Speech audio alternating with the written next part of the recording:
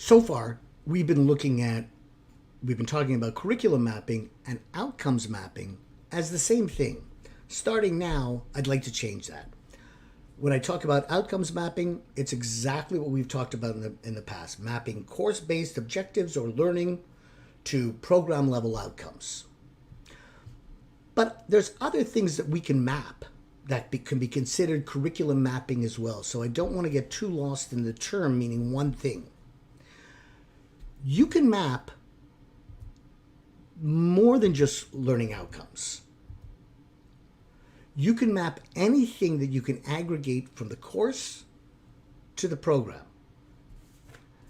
And there's lots of things depending on what you're interested in. There may be a lot of things that you're interested in mapping that are particular to your curriculum, to your program, to your institution. So let me give an example of where I've run into other kinds of curriculum mapping in the past. There was a curriculum mapping, curriculum assessment project I worked on with a social science unit where the faculty identified that they thought their students were really poor writers. Interestingly, students identified that they thought they were great writers. And so this difference was quite striking to this discipline who considered writing an essential skill and wanted to explore it a little bit more. And so what we did was we mapped all the course-based assignments that involved writing to the program level. We mapped what kind of what the topic was. We mapped how much it was worth and when were the due dates. And what we found were that students in the major could be writing up to 15 essays a semester, all on discrete topics, all due at the same week.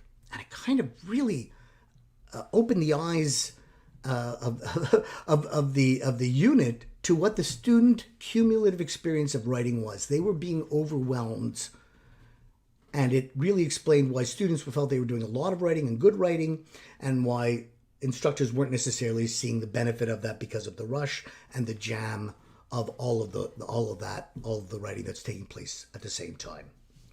Interestingly, they also mapped oral presentations and found that there were very few courses that dealt with oral presentations. As a result of this mapping exercise, several things happened. One, some instructors replaced written essays with verbal presentation assignments. They gave up their writing assignment altogether, going, oh my gosh, we're having students write too much. Some instructors had students rewrite previous assignments and demonstrate what they'd learned through a reflective component between the first writing and the second writing. And some students adjusted the due dates of their writing assignments to not end load all of the assignments. They put more up front, made them smaller writing assignments, or made them more iterative, and broke down writing assignments into component parts to eliminate the high risk, high grade allocation of a lot of writing assignments. And so instead of having a 40% writing assignment, it would be broken up into 3 portions of the same writing assignment: introduction, proposal, introduction, etc., etc.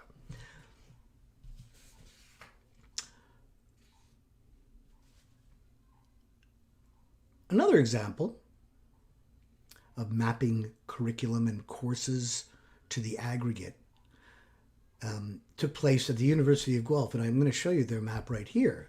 And what we're looking at is a map of the undergraduate curriculum across the Department of Geography, Environment, and Geomatics. And this is on their website. You can go check it out. It's made available to students, and this is a curriculum map. You'd have a tough time arguing with me, convincing me it's not. But it's not broken by outcomes. In this case, it's reflective of the content streams, the content themes that they've identified as areas of focus within their curriculum. So you'll see at the top, under undergraduate curriculum, it lists 3 categories, 3 types of geography studies you can do at Guelph. And it shows you the pathway through required and non-required courses to focus on those areas if that's what you're interested in. a really important and valuable map that's used by advisors and by students alike in course selection. That's clearly a version of a curriculum map.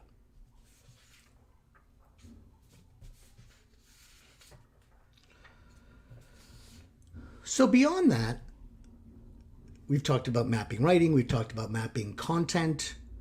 There are many other things you can map. And so I just want to put them out on the table. You can map signature pedagogies. You can map work integrated learning and experiential learning opportunities. You can map high impact teaching practices. You can map all sorts of student curricular experiences. And it really starts with knowing what you're interested in.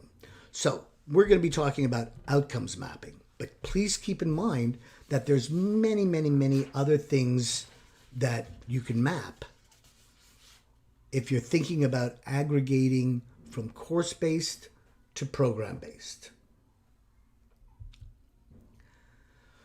So we talked a little bit in this module about how curriculum mapping can help determine how programs are helping students meet their learning outcomes. They can provide an analytical tool for instructors, and they provide a record of the intent of the development of skills across courses. And that's a really important metric that we haven't had up until now. And with the onset of outcomes mapping, we're really able to show pathways of learning in the achievement of the outcomes. So we've come to the end of this module, and hopefully you've gotten a broader sense of what a curriculum map is, its context in curriculum development and in curriculum enhancement as part of the outcomes-based education movement.